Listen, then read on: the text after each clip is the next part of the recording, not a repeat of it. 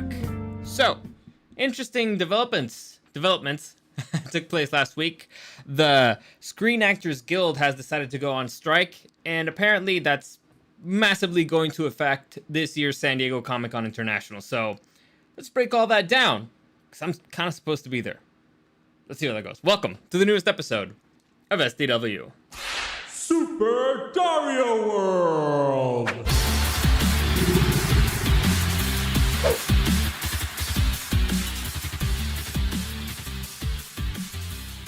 Alright, so like I said, interesting developments. Hopefully the audio's good. Hopefully. We'll see.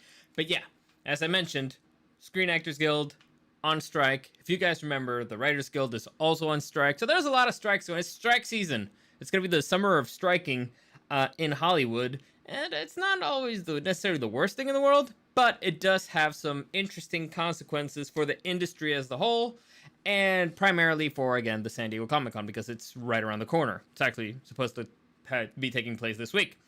But before we get into that, first off, hey, what's up, everybody? How you doing? How's your weekend? Hope things were good. It's a laid-back Monday, so we're gonna relax, open up a cold one. Just do this real quick.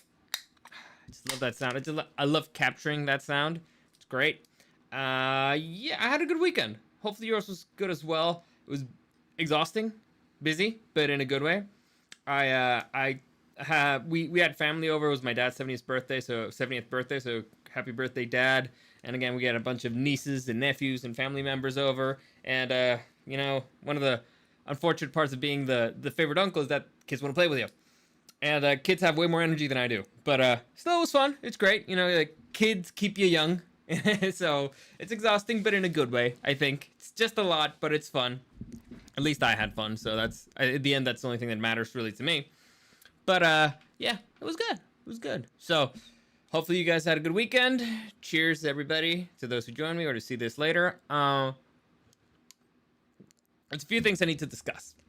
First off, as I mentioned, this is Comic-Con week.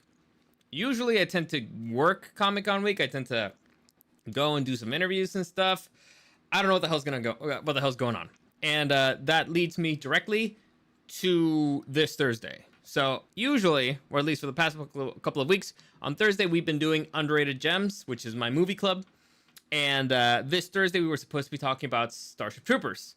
However, I kind of forgot that, you know, Comic-Con was around the corner, so I have no idea how this is going to work anymore. I seriously have no idea. So as things stand right now, I think I may not be going to Comic-Con.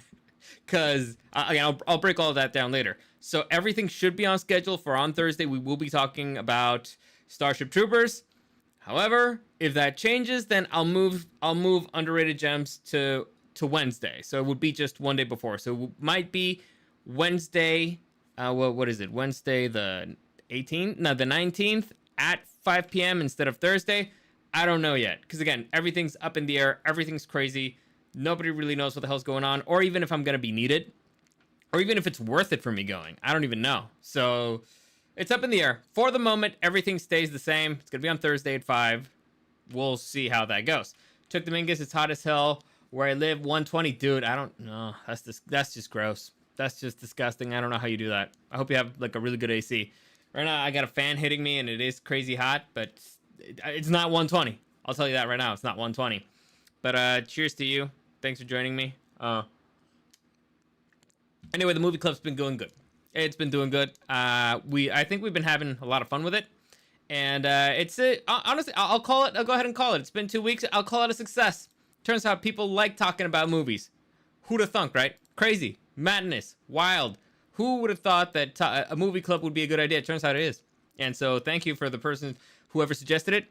I'm not exactly sure who it was, but I know it was somebody in the chat who suggested doing this as a movie club. So thank you. I can recheck the video later and give you the credit for it. But yeah, good times. Good times all around. But let's get into the topics at hand, which again it's Comic-Con. So as I mentioned already, with the situation that's currently going on with the industry, things are not looking good for Comic-Con. All right, the logo's gone. Cool.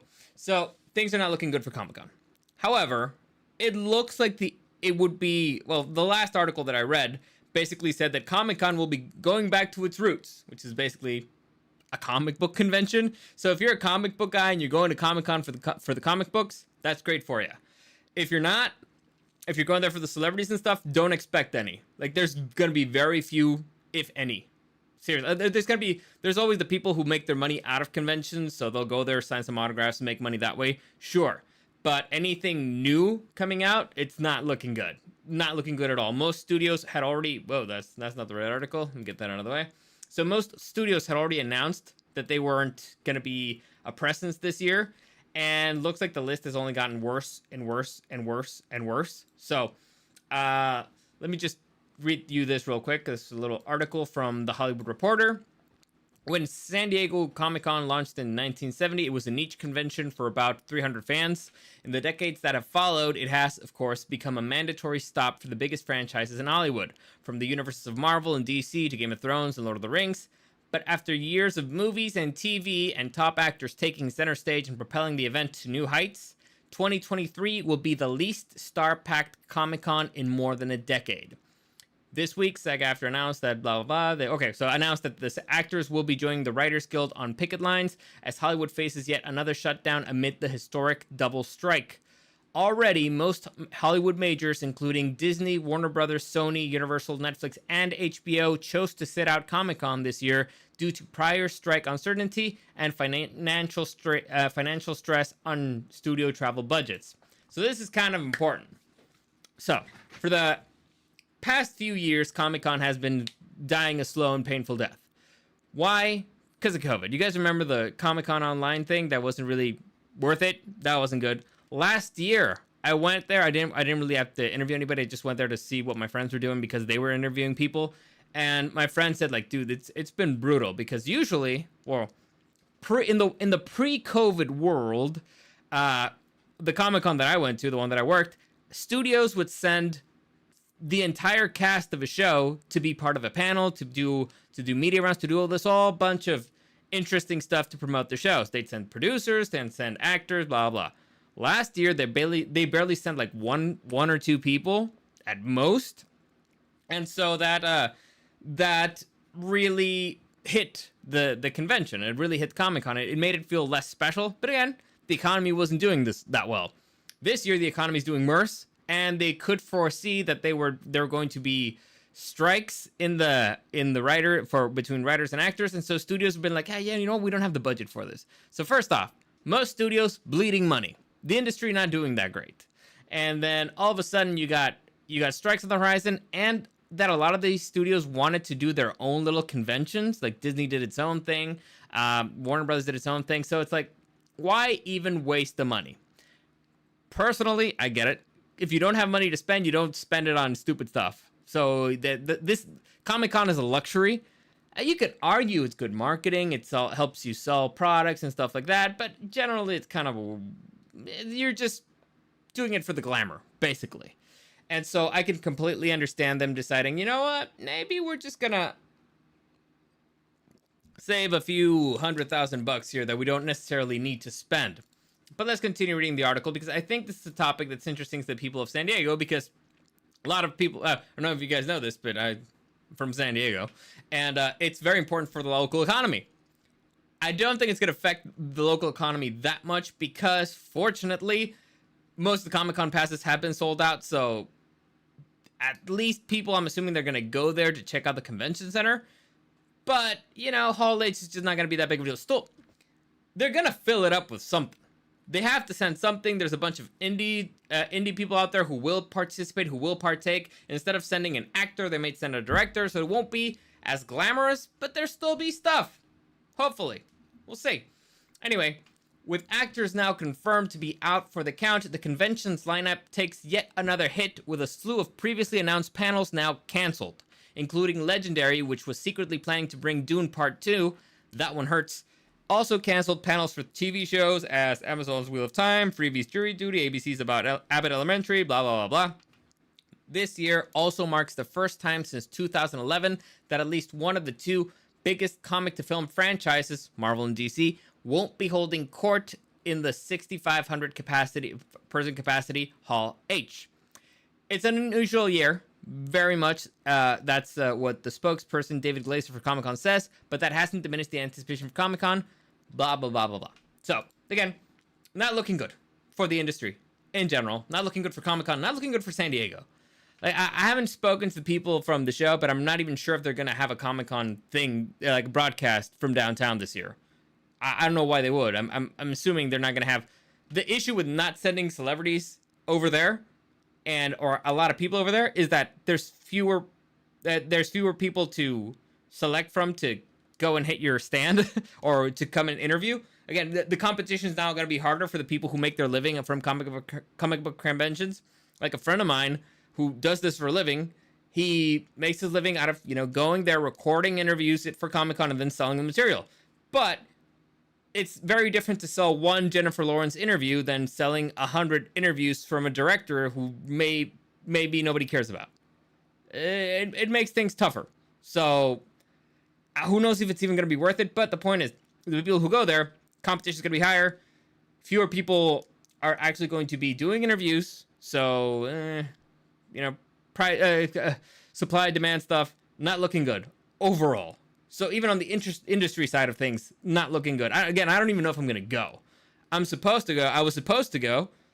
And now, all of a sudden, it's like, do you even need me? I mean, I can go hang out. But am I actually going to be doing anything? I don't know. I really don't know. And it sucks because it's a lot of fun. I like hanging out there. There's always a party going on downtown. It's always a fun experience. But who knows what the hell's going to go? Who knows what the hell's going on? It's truly sad. And I predicted this a few years ago. I said that if they don't do Comic-Con, the COVID year, it's pretty much going to be the death of it. And it looks like it's going to be the death of it. Pretty much. Like, that year was really bad. Then the post-COVID year, not good. And now this one, with the strikes, oof. I mean, it could just go back to its roots, which is what it's doing, and market it that way. But I don't know how you're going to do it. Seriously. It's just... I'm assuming they're going to lose a lot of money. Maybe. Well, no, they got all the badges. I don't know if you can even get a refund for the badges.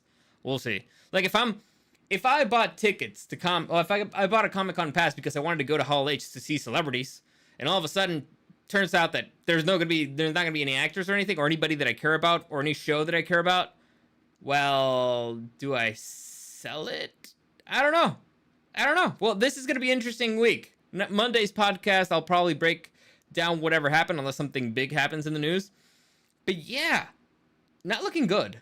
Not looking good is my point. Hopefully there's more news coming out, and hopefully there's something positive, because whenever there's an opening, something else has to take its place. So maybe it'll open up an opportunity. Now the big studios are out of the picture, maybe it's an opportunity for the little guys to showcase their stuff, and there's going to be something good that comes out of it. It's a possibility, but it's not looking good. Anyway, Zachary Cruz, what up, D-Money? Love you. Thanks, Zachary. I appreciate that. Love you too. Thanks for listening. Thanks for joining me. Why are they on strike? Now, that's the key. That's what we're going to get into. But let me just take a sip here because it is crazy hot. Why are the actors on strike? Now, a few weeks ago, I broke down why writers were on strike, and also broke down why I wasn't really on their side. There's a few things that I think they're correct on, but mostly I thought, they were just whiny little bitches. They're complaining, and well, the actors have similar complaints. It's not the exact same complaints, but similar. They do intersect in some of them, and I do disagree with many of them. Like, for example, actors and writers complaining that, well, we don't make as much money anymore because now seasons are shorter, and since seasons are shorter, we don't make as much money. That to me is just like, boo-hoo, that's the industry. All right, yeah, sure. A season used to have 20 episodes. Now they only have 8 to 10 episodes. All right, okay. What do you want me to tell you? You're also doing less work. All right, you're not working for 20 episodes. You're only working for 8 to 10. So it's less work for you. It opens you up for other opportunities if you want to, but cry me a river. They also, studios can't, by the way, I'm not on the side of studios, but just logically speaking, if I'm producing a show and I'm not sure if it's going to be successful, I'm not going to go all in and do a contract for 5 seasons and 20 episodes a season. I'll be like, I'll give you a season for 8 to 10 episodes and see what you can do with it. So it's more of a mini series. I guess that's better for them. It's a better model. And all right, I mean, you go with what the audience wants. If they keep doing it, it's for a reason. So them complaining about that specifically, I find it annoying. Because if that's the way the industry's going, that's the way the industry's going. You want longer seasons? Maybe write and produce your own shows. Maybe. I don't know. Who knows? But Chuck Dominguez, don't they make millions of dollars? Now, here's the thing. They don't. Some of them do. So the most famous actors do make a lot of money. The top billings, they always make a lot of money. The issue is that the whole guild, on average, doesn't really make that much money, which makes sense. If you're comparing the money made by Tom Cruise and then the money made by an extra in a Mission Impossible movie, and you average it out, well, it would seem like a lot of money because Tom Cruise does. It would be divided by 2.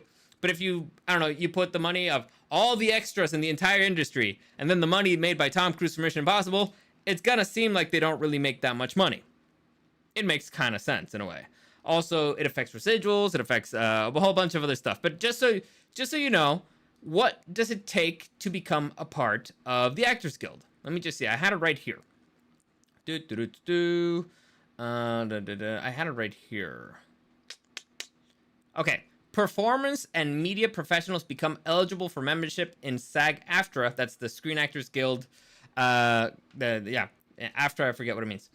By completing a full day of union work in a principal or speaking role, completing 3 days of union work as a background actor, and being employed under the affiliated performers union. So again, it's not really that hard to get into the guild. Not really that hard. So if you got a whole bunch of background actors there, it does seem like they don't make that much money. And you know what, to be fair, they probably don't really make that much money. Again, the big names do. Now, there's a lot of really tricky accounting that happens in Hollywood, which is kind of really gross and disgusting. But I don't agree with it. So let's say, for example, the Harry Potter movies. Let's say you work in the Harry Potter movie and you made a contract that you'll make a percentage of whatever money the movie ends up making, right? So if you don't know anything about the industry, you're like, man, Harry Potter's gonna make a buttload of money, so I'm gonna make a buttload of money in this project. However, the way that Hollywood accounting works is that on paper, the Harry Potter movies actually lost money. Why? How? Who the fuck knows? It's because they break it down in different, which would be the equivalent of breaking it down into LLCs. So the LLC that they put you in is the one that ends up losing money. So it's all the expenditures. They'll probably add all the marketing costs, the costs of absolutely everything. They add it there. So that one loses money. However, the LLC of the marketing ends up making money. You know what I'm saying? So let's say I make a movie. The LLC is Dario Productions. That's the one that makes the movie. And then I make I do all the marketing for that movie with Super Dario World Productions. And so Dario Productions hires Super Dario World Productions to do the marketing, and I end up paying Super Dario World Productions $300 million to do all the marketing. So the movie cost, I don't know, let's say $300 million to make, $300 million in marketing that I'm paying technically myself. And so at the end, and the movie ends up making $1 billion in the box office, whatever. So it ends up making $1 billion.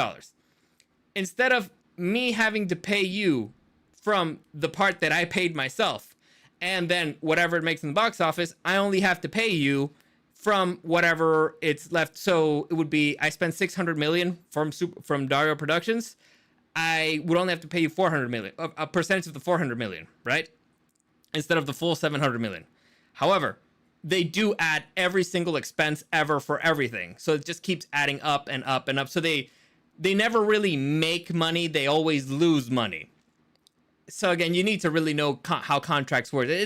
Again, Hollywood accounting, look into it. It's very sneaky, it's very dirty, it's very disgusting, and people do end up getting screwed. So I understand the necessity for guilds to watch your back and all that stuff, because entertainment is a very dirty, cutthroat, disgusting business. Like most businesses are, but the difference is that here the projects are very short. And so there's a lot more opportunities to get screwed over. It's also it's filled with very nasty people, in my humble opinion. That's why I never really wanted to go to Hollywood, because the industry sucks. It sucks. You'd think it'd be just like, hey, I go there, I work, I do a good job, you pay me, and we're all good, and we just keep doing this over and over. I make money, you make money, great. But it's always somebody's trying to screw you over. So let's say you're a writer, and you have an idea, and you go to a producer or a production house and be like, hey, I have this idea, what do you think? It'll be like, this is the stupidest, dumbest fucking idea I've ever seen. Get the fuck out of my face. And then they'll either steal it, which a lot of people do, they just change stuff around. It doesn't happen as much because, lawsuits and stuff, but it does happen. Or they'll be like, this idea is stupid. Fine, I'll buy it for $1,000. I'll throw you a bone. Well, we may need some stuff, and we'll just give you $1,000. And well, you'll be a part of the project, sure. And then they'll just cut you out of the project, and you're screwed. And it's unfortunately, artistic people don't know a lot about contracts. They didn't study business law, and they end up getting screwed over with the promise of millions and millions and blah blah blah blah blah. It's not good. Honestly, again, it's a really dirty, disgusting business, but there's also a lot of dumb people that want to be a part of it, and they end up getting screwed over. Can you blame a shark for eating a fish that wanders into its mouth? Maybe. It's still a dick move, though. Whatever. Point is, there are valid complaints from the writers and from the actors, and I'll just read you a quick article here of the things that happened. So, actually, I found a really good breakdown in the Shive of all places, but there's an article that came out recently. Let me see if I found it right here. Okay, so the stars of the upcoming blockbuster Oppenheimer walked out of the film's London premiere this week as the Actors Union announced a strike in response to a failure to negotiate a new contract with the Hollywood studios. Director Christopher Nolan made the announcement and his solidarity with the actors. What is the strike about? Glad you asked. This week, the union that represents the actors in America, SAG-AFTRA, called for its members to strike due to a failure to negotiate a new contract with the AMPTP, the group that represents Hollywood studios and streaming services. This marks the first actor strike since the 1980s, and making it even more interesting, they joined the Screenwriters Union, the Writers Guild of America, who have been on strike for 2 months. The last time Hollywood had a double strike of this union, it was as far back as 1960, and led by none other than former president and then actor Ronald Reagan. Young Reagan led the fight that eventually won the union's residuals, the union's residuals for the new booming television industry, as well as establishing the first pension plans. This time around, the fight is a little different and a little the same. One of the main points of contention for both unions this time also concerns a new and exploding aspect of the industry, streaming services. Also, this has a lot to do with AI. And I just, I wanted to say this before I get into it. I told you so. I fucking told you so. I told you that AI is gonna really fuck up this industry. I wasn't expecting it to be this quick, but I called it. I did call it. And you know what's funny? When you think back on, if I told you like AI is gonna start taking over human jobs, most people thought, me included, I'll be honest with you, when you think of AI taking over jobs and stuff, you're like, all right, it's going to be like labor stuff, right? You expected a world where humans would have the freedom to do art and not manual labor, and not the other way around. Not when robots start taking our jobs, you imagine it's going to be the other way around. Not really. You didn't expect that humans are now having to do manual labor and we're losing all the art jobs. That's actually pretty freaking hysterical. Terrifying, but hysterical at the same time.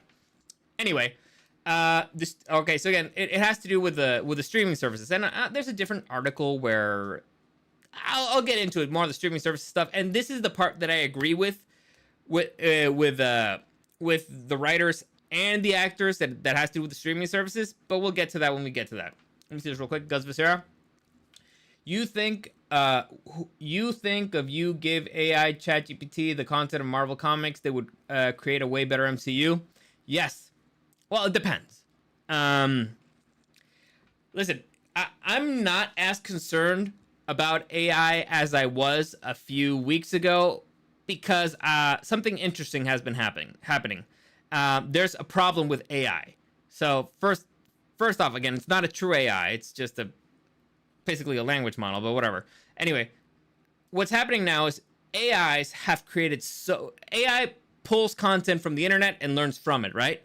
However, we've reached the point where, let's say you're going to make an AI generated image. Well, it's going to take let's say I want to make a dog riding a tricycle. So it's going to take like a million images of a tricycle, a million images of a dog, and it's going to mash them together and create something that looks like a dog riding a tricycle. However, we're at a point where there's so much AI images created on the internet that now AI is pulling from AI. And so the quality of the images just get weirder and weirder because, AI can't fully create something like hands it had issues with. Now it's getting better. It keeps getting better, but in some ways it keeps getting worse. And that would be one of those cases. However, the way that AI will make things better, I think, is when it's specialized. So let's say per MCU. So if you give an AI only these particular comics from this particular hero and write a movie about it or a series or whatever, I think it could do a good job because it's only going to focus on those. If you give it all the and obviously you would pick the good ones, you would pick the good storylines. Also, I mean, comic books are already kind of movies, right? Comic books are basic. They're already set up that way. They got the images. Your brain has to fill in the blanks, but they're already kind of images. If you've ever seen a storyboard for a movie, it's a comic book basically. So I don't think it'd be that difficult. I mean, they could probably animate it in between and do stuff with it. But for example, Batman's been around we're getting close to 100 years. Well, not that close, but we're reaching 100 years of Batman comics. But in those 100 years, there's been some pretty big, smelly pieces of crap in there. So if you add all the crappy stuff with all the good ones, it's gonna come up with a big giant mess. However, if you select the top 100 Batman storylines, I think it could come up with something pretty good. It may not be the most creative thing in the world because it'll basically just take it'll notice a pattern between the behavior of Batman, the style of writing, the visual style and that stuff, and it'll send out basically an average. So it'll send up something like a basic bitch thing. But you team that up with a human that knows Batman and it adds certain parameters to it, I think it could work out pretty well. Again, it's not particularly good for the industry because it's going to be just one person doing the job of 100. But to answer your question, they could make a way better MCU that way. Definitely. Gus Becerra, AI is plagiarism. It won't think by itself until quantum computers, which are only 5 to 10 years away at that point. Listen, that would be a true AI, a true artificial intelligence. The thing that we have right now, it's not an artificial intelligence. It's just the name that they gave it for marketing purposes, I guess. A true AI would be like a thing that actually thinks for itself, and that thing I am terrified about. So there's a difference between an AI, which we have right now, which is basically like a learning, it's still like a language algorithm, and then a true AI, which is something that thinks for themselves. That's the thing that terrifies me. That's the thing that will destroy us eventually, in my humble opinion. The other one, not so much. The other one has its uses. As long as you keep it within certain parameters, it should be fine. And logically speaking, it should be able to be fine. The one that thinks for himself, I don't know. I don't know where that's going, and I don't like it. And I've already explained a million times why I do not think this is a good idea. This is not a good path to take. And I do not trust the people making it because a bunch of idiots who are really smart who just want to be like, hey, I wonder what would happen if we do X. And then I wonder what would happen ends up with humanity being dead. I mean, obviously, it's not going to be the extermination of humankind, but it's not looking good. All right, I don't like the possibilities. Let's just say I don't like the possibilities. But anyway, AI being plagiarism, that's debatable. Really debatable because AI is essentially a tool. So, it's basically like if I make a piece of art using my computer, it's a tool. I'm using the computer as a tool. If I use, I don't know, if I draw a painting and I do it by pencil, the pencil is a tool. So the AI is a tool for an artist. Does that count as plagiarism? I don't know, and I do not think so. I'm inclined to say no, even though I don't like it. It's just the tool that you use to create art. Now, I guess the big question here is, what is art? Like, is art the process of creating art, or is art the final product? I would argue that it's the final product. So are you really committing plagiarism? I don't know. It's hard. Also, can a machine plagiarize? Or is it the human that does it? I don't know. That's a whole nother question. Probably shouldn't even open up that can of worms, but whatever. Let's continue with this article. The studios and streamers have been intentionally vague about reporting their viewer numbers, with Netflix famously refusing any viewership ratings on their programs. The union wants the studios to share streaming viewership data and pay creators more for high-performing shows. That I 100% agree with. However, a part of me is like, well, will they pay you less for lower-performing shows? Because that seems fair too, right? You want more money for the high ones? Cool, but you're going to get less money for the low ones. That kind of seems fair. And yes, Netflix not giving you the data is something that I've met a lot of comedians, and comedians have complained about this. Like, dude, I have my special on Netflix. Everybody tells me they love it, but Netflix won't give me the numbers. So I don't know how to negotiate with them. So that aspect, writers and actors fighting that tooth and nail, I'm 100% behind them, because they should be paying you for their work. And if the studio's making money off of your work, they should be paying you, unless the contract says you don't get nothing. However, if your contract says that you're supposed to get residuals and all that stuff, then at least they should give you the data first. That way you know what they should give you, and they won't be just like, you made $20 and there's no way for you to prove it. So you should have access to the data, and they should be paying you if they're making money off of your work, unless your contract specifies that you're only getting paid once and done. If your contract says that, well, then you shouldn't have signed that contract. But you can still contest it at court, I guess. By plagiarism, I simply mean unoriginal thoughts. Yes. I guess that's a good way of distinguishing current AI and the true AI. True AI would have original thoughts. Current AI does not have any original thoughts. Anyway, another major point of contention has to do with artificial intelligence, which we were just talking about. The unions want protections from the studios relating to AI, but the studios aren't willing to offer even the barest of guarantees. Part of the proposed contract that actors refused would have included that, and here I'm go, quote unquote, background performance, aka extras, should be able to be scanned, get paid for 1 day's pay, and the company should own that scan of their image, their likeness, and should be able to use it for the rest of eternity. That is insane.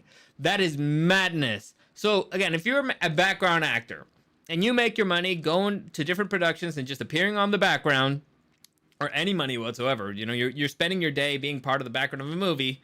Now, what they want to do is you come into the studio, they scan you once, and then they pay you for 1 day's work, and then that's it. For the rest of eternity, they own your likeness. Forever. And you get no money out of it. None whatsoever. Now, if they said, we'll give you $10,000 to own your likeness for forever, maybe. But 1 day's work? That's nothing. It's crazy. And again, to own it for the rest of eternity. Now, if they said, we'll own it for the rest of the project, I guess you could debate it, but still, it's bullshit. I wouldn't take that deal. No freaking way. Are you kidding me? They want to own your likeness forever and not pay you for it. That's crazy. You see, now that's stealing right there.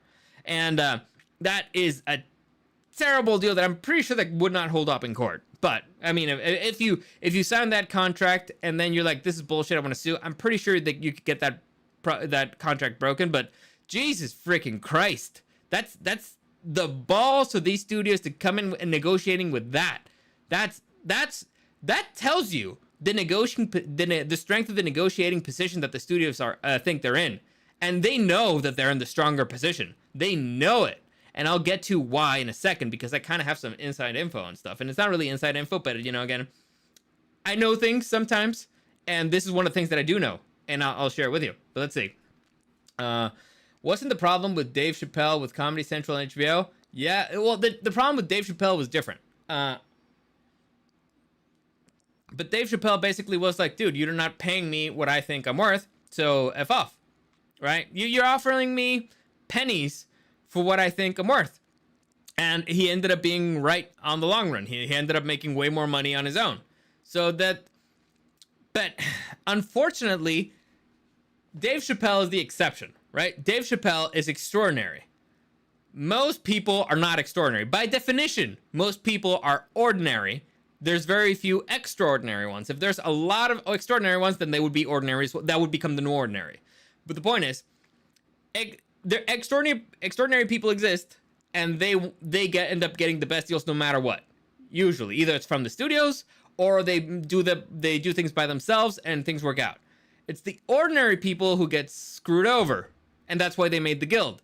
Now, I'm not a big fan of guilds. I'm not a big fan of unions because I think, well, you should aim for being extraordinary, and I don't like somebody else negotiating with my employer for me and all that stuff and following somebody else's rules and somebody else taking my money. I don't like all that stuff, but that's me. I'm saying it's for everybody. You know, you're free to join your guilds or unions or whatever you want. It's not for me. It's not the way that I'm built. I don't like it. And I think it's, in a way, it's detrimental to you because it pushes you to be mediocre. And in my humble opinion, unions end up becoming a mob one way or the other. Or guilds also end up becoming a kind of a mob. So I'd rather not deal with that. I'd rather deal one-on-one with my employer or, become my own employer. But let's see. The only actors who support and stand behind are dwarf actors. They got screwed out of Motherlode Snow White, Mob Nasty, Much Love Dario, Chuck Dominguez, Gus. That was Peter Dinklage's fault. I will get to that because that is freaking hysterical. The Snow White stuff. We'll get into that. And anyway, so as I was saying, I am 100% against the studios paying you for one day of work and having your likeness for all eternity. You want to have my likeness for all eternity? You have to pay me for all eternity. Every single time. Even if it's just, a minimum for the days that you would think, we can average it out. You can be like, all right, I appear 10 minutes on screen. Let's say 3 days pay, maybe. All right, because you weren't actually there. And maybe it would have been more days. But just owning it? Fuck you very much. All right? Let's see. When the writers requested guarantees against AI created content, the studios only agreed to study the issue according to WGA. So what does this mean for audiences? Productions around the world. There's a bunch of productions that have been that have been put on hold, and I have a list here. Let me just find it. I got a bunch of articles from this stuff because I found it interesting. All right, Beetlejuice 2, Deadpool 3, Gladiator 2, Juror number 2, Lilo and Stitch, the live action one, but honestly, that's a good thing. Minecraft, Mission Impossible Dead Reckoning Part 2, Mortal Kombat 2, nobody needs that one, so later. Venom 3, also nobody needs that one. So all those have been put on hold because of the writer's strike and because of the actor strike. But let's continue. All right, this is where things start getting a little nasty, because it could get really ugly really fast. And it means that at least the studios are ready to, take this one to the mat. And again, it tells you who thinks that they're in a better negotiating position. And I think the ones in the better negotiating position are the studios. Not that they're right, because I don't think they're right on everything. And in fact, they're dead wrong on the AI stuff. They're dead wrong on the streaming stuff. But, okay, a recent report featured by an anonymous studio executive states, a recent report, and this I found, let me see, where's the article? Nope, it's not BuzzFeed. Let me see. Where is it? Whatever, doesn't matter. I'll just keep reading this article. A recent report featured an anonymous studio executive saying, and I quote, "The end game is to allow things to drag on until union members start losing their apartments and losing their houses." I'll say that again. The end game is to allow things to drag on until union members start losing their apartments and losing their houses. So all these people who live in LA and New York and pay crazy amounts of money for rent and all that stuff, well, they're not going to be making any money. And the studios are banking on the fact that these people will go broke before they start, breaking, what's it called? The picket, they'll break the picket lines before they risk going broke and, going homeless and all that stuff. Although it's California, so going homeless is kind of, the new thing. It's easy to think of these union members as spoiled brats, especially when the face of the unions are millionaire actors. But that's just a fraction of the union, which represents 100,000 film and TV actors, most of which you've never heard of and are just trying to make a living. Blah, blah, blah, blah, blah. Disney CEO Bob Iger said this week that there's a level of expectation that they have that's just not realistic, and they are adding to the set of challenges that this business is already facing that is, quite frankly, very disrupted. So, they knocked this guy. Disney recently reported another quarter of continued profits, and Iger, who was reinstated as CEO in 2022, stands to make a salary of $27 million.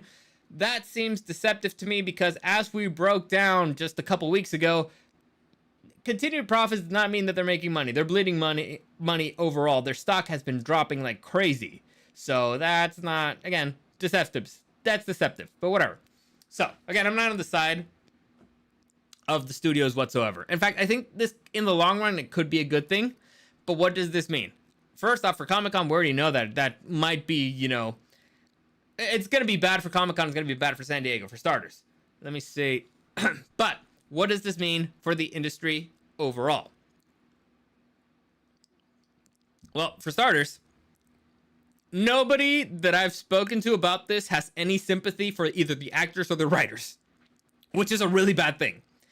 The media will try to be on the actor side, but I haven't met a single person who is like, yeah, actors should make more money and blah, blah, blah. No, it's really bad for them. Again, this is a terrible time to be in this position because the economy is not doing great, right? The economy is doing terrible. People are being laid off, myself included. We're losing money left and right. People's savings are going down the drain.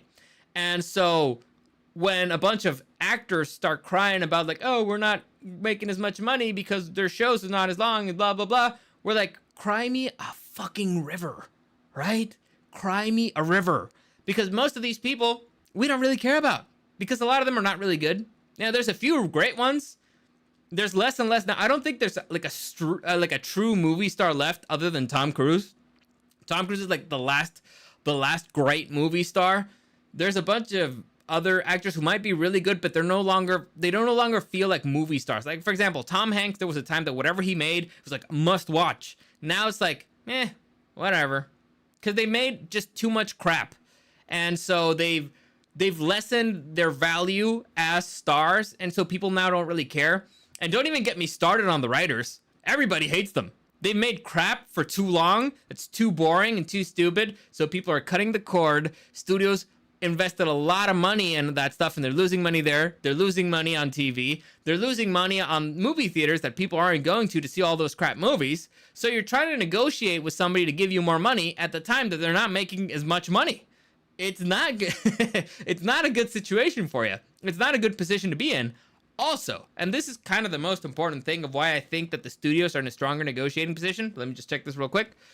That's why I move out of San Diego. I bought a 6-acre ranch out in El Centro. Yeah, it's 120 degrees, but mortgage is $1,500 plus bills, while a 2-bedroom and 1 bath is just over $2,000. That's a great idea, man. Good for you. Congratulations. I drink to that. Yeah, you can just get AC. You'll be fine. It's still way cheaper, and you own your own house. It's way better. And San Diego's not LA. All right, San Diego, I mean, it has a bunch of homeless people, but it doesn't have all the homeless people that LA has. It doesn't have all the LA traffic, so it's still a considerable upgrade. So imagine the same 2-bedroom, 1 bath is $3,000 in LA, and you got a freaking crack addict in your front lawn. It's madness.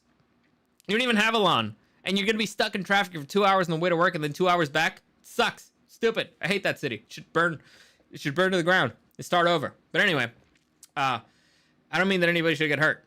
Maybe the crack addicts, but whatever. Anyway, nobody would miss those. But anyway, what was I saying? The ones that haven't been in recovery, by the way, those ones. Anyway, what was I saying? All right, the thing that the actors are in a disadvantage here, and the writers. First off, again, this is a very selfish business. So I'm sure that if you're a C-tier actor, and Netflix comes up to you and is like, hey, we'll give you a starring role on a show. Would you take it? They'll be like, yes, like that.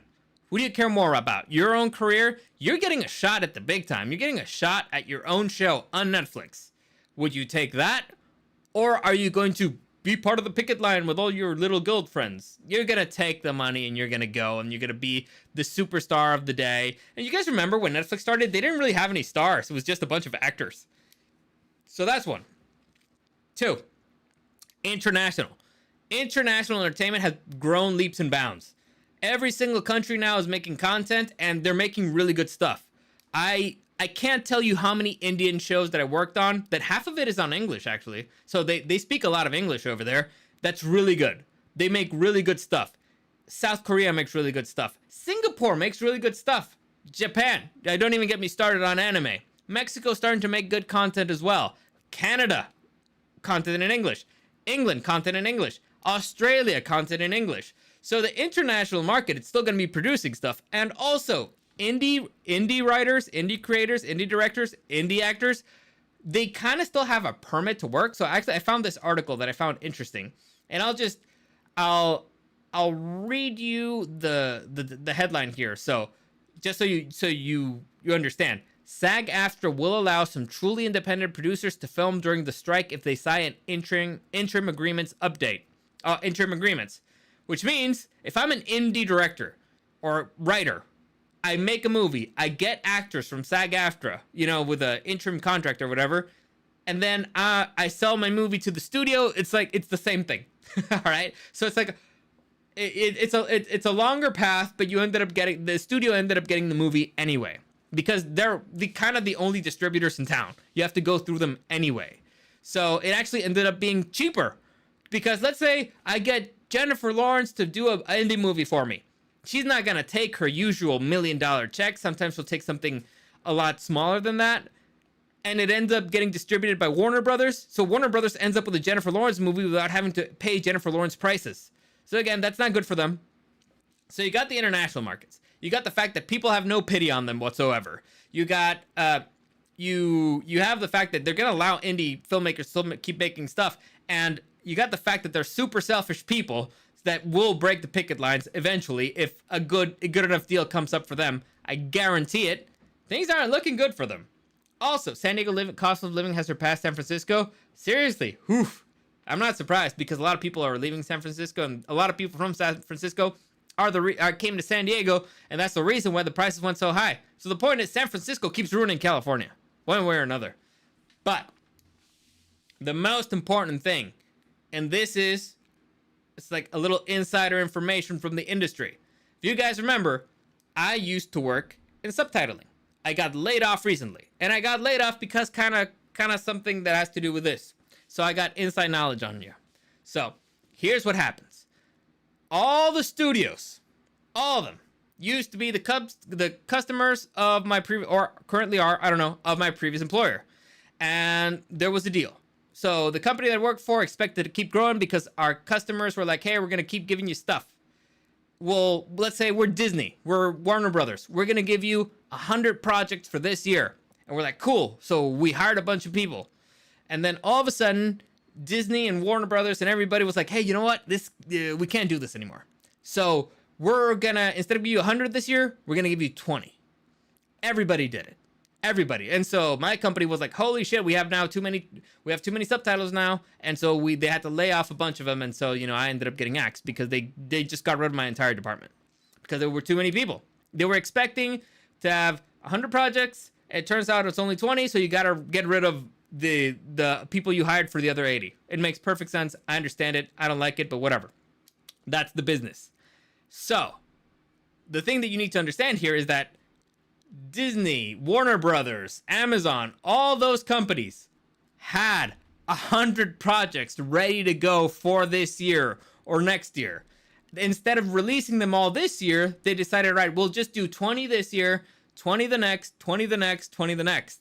So they've been ready for this, right? They have content that will keep coming out for the next few years. They're not gonna, you think they're gonna get you're gonna get screwed over by another pandemic where everything halts, to like a grinding halt and they don't make money anymore? No, they learned their lesson and they have content ready to go for the future. So you think that there's no content that's gonna be coming out for the next 10 years? There will be.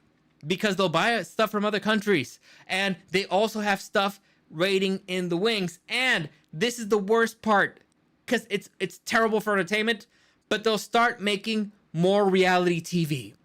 That's what happened last time. You know, remember the last writer's strike? It led to the rise of the stupid Kardashian show and a whole bunch of reality TV. Because here's the thing, reality TV don't really need writers. You don't really need talented people. You just kind of need good editors and dramatic people. So you're going to see a rise in reality TV content, and, you know, content that they had in the pipeline that just, instead of releasing it for this year, they're going to release it slowly year after year and all that stuff. So I think that the studios are in a better position than the actors are. Because what are actors at the end? What are the people, the members of SAG-AFTRA? What are they? They're people, right? They're humans. Humans get affected by the economy. They get affected by inflation. And so what the studios now are counting on is the fact that the actors will lose more money due to inflation, due to the bad economy, due to not having a job, and due to there being crazy competition in the entertainment industry right now, because people like me got fired, right? We got laid off. So we're all competing for the same jobs at the same time, which is basically a buyer's market for them. They're counting on them breaking because they're in a better, stronger position right now. So I think the studios end up winning this one in the long run. I don't think they'll keep the AI stuff. That's just unreasonable. I would never sign that. I don't care what they offered me, because I'm currently working on a show. I don't know if I've mentioned this. A friend of mine wrote a book, and so we're adapting it. Honestly, it's actually pretty good timing. So we're adapting it into a series, and so it's pretty good timing for us. But if they offered me one of those deals, I'd be like, fuck no. Are you kidding me? You should just give me what's fair. Give me the equivalent of what would be for the streaming stuff, and all right, that's fine. I wouldn't sign a contract that doesn't do that. Why? Because it's not a good deal, and you shouldn't sign a contract that's not a good contract. Unfortunately, a lot of actors, dummies. Big dummies. Gigantic dummies that don't rate their stupid contracts. And if somebody's like, oh, this is the standard form, don't sign anything. Just don't. Take a business law class. Just one. And you'll realize that, yeah, there's a lot of stuff that you shouldn't be signing, especially in that industry. Last year during the MLB lockout, the MLB players made a money pool for minor league players to use so they wouldn't go broke. Plenty of actors who could do the same, including Ron Perlman. Many actors have done the same. Listen, man, maybe. Just how long are they going to be able to hold it up? I don't see it. I don't see it lasting. And you know, there's also been stuff about, you know, the people from England, their guild, you know, doing something similar. They're supportive. However, they can't strike because it's an American thing. It's just not looking good. And I don't see them holding this up in the long run. Like, there's a few people who, if I hear they did that, I'd be like, all right. For example, Keanu Reeves. Keanu Reeves, who accepted less money for the Matrix to give it to all the special effects people. I'd be like, all right, that guy gets it. If you tell me Keanu Reeves is taking less money or whatever and to spread it around to help the other people, I'd believe it. But everybody else who negotiates for me, this is an industry filled with people who are massive egotists. They just want attention for them. You think they care? They don't give a fuck. Very few of them. I mean, there's some of them, but they're all just in it for themselves. And because they want the attention. They want me. I'm great. I'm smart. They will break. The studios are counting on them breaking. Now, is it a good bet? Maybe not. Maybe they'll be proven wrong. It's happened before. But right now, again, everything appears to be not on. And again, the studios are not in a great position either financially. They keep bleeding money left and right. But I think they're better set up than the actors are. Because the actors, you know, inflation, that costs you money. Most of them don't make a lot of money because, again, we were talking about the low tier people. You'll probably have to get another job. And there's a point where you kind of forget. So let's say, for example, you're a background actor. You go to the picket lines, all right? You go in there every day. All of a sudden, you know, the rents, you know, come and due. I don't know if strikes are covered by unemployment. I don't see how they would because you did it voluntarily. Maybe they are, maybe they aren't. I don't know. But let's say rent's due. even if you do get unemployment's not that much. It doesn't cover your full check. So it's like, all right, rent's due. Okay, you're gonna have to move out of LA. So now it's gonna be harder for you to go there and do the picket line. But all right, let's say you find a way, you find a job that pays you enough. You know, you work at the 7-Eleven. Well, now you can't go to the picket line every day because you have to go to the 7-Eleven. Your life starts changing, or you're like, oh man, fuck this. I'll move to Nebraska and I'll do something else. Find another job that's cheaper. The rent's cheaper. All that stuff. The Hollywood dream obviously wasn't that great. It's actually kind of disappointing. I can't tell you with how many people I've spoken to recently that's like, dude, I'm just done with it. It's not good. It's disgusting. I feel like I got conned. I feel like I got screwed over. Like I went to film school and I feel like I just lost money there because I didn't feel like I get my money's worth. Also, it was COVID, so I didn't really learn. And like I was doing online classes when I should have been doing practical stuff. It's not good.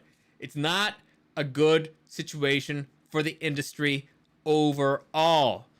Overall, everybody's losing money. All right, except Sound of Freedom. Sound of Freedom is doing pretty good. Everybody else is losing money. All right, and it's a good opportunity for smaller production houses. So the big studios, they're in gridlock, right? So they're like, we won't work for you. So smaller productions may get, off the ground. It's an opportunity. So there's always, when there's a void in the market, somebody's gonna fill it up. So smaller independent people, they're gonna start finding a way to getting separate funding, or maybe an actors themselves. That you hire yourself. Let's say, I don't know, who do you like? I'm Chris Pratt.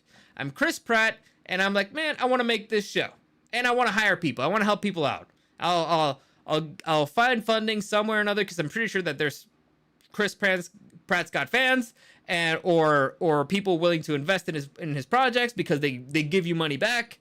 And so he's like, I'll make this project, and then he asks some of his D tier buddies to be like, hey, you want to come work for me? We'll do this production. It's gonna be an indie stuff. It should be pretty cool. And they'll start making other stuff. So it's an opportunity for a parallel entertainment market to grow, but it will hurt. It will hurt a lot, probably. I'm excited for it because I like, it's been monopolized for too long, in many ways, and I don't like the way that the industry's heading. It was heading, at least, with, again, the writers, all the crappy projects, all the crappy product that they were just dishing out year after year. It was just sequels or prequels or spin-offs or remakes, not good ones. So I think it's good for them to get kicked in the teeth and to start learning. You need to be more selective with the products that you make, and overall, it's time to adapt the model. So the streaming model is not great for the people who work in the industry. And so the people of the industry, it's good for you to stand up for yourself and, demand all your rights and all your stuff. Just get ready, because it's going to hurt. It's going to hurt. It's going to hurt a lot. And you have to be in it for the long run, or it's not going to work. So I don't know how it's going to go. All I know is that when I bring my product to the market and be like, hey, I'll go meet with, I don't know, let's say HBO, and HBO gives me a freaking contract, and it's not good for me, I'll be like, I won't sign it. I'd rather just not make it. Granted, my partner will be like, fuck it, I'll sell it, just give me money. And I'll be like, all right, fine, I'll take the money. But if it's just me, I'm not gonna do it, because it's a bad contract, and I read contracts before I sign them, which is what everybody should do. The lesson here is read your freaking contracts. And yeah, AI will take your job eventually if you let it, so don't.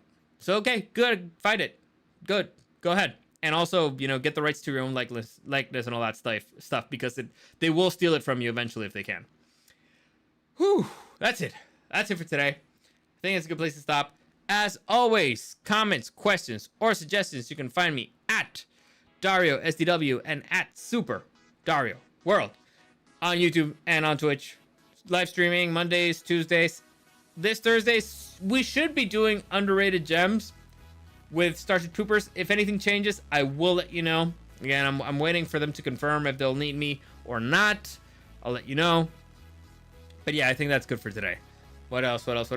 Yeah, underrated gems will be about Starship Troopers. I already mentioned that. I don't know. I'm burned out. It's too hot here. It's too hot. But yeah, as always, thanks for joining me, and I'll see you again next time.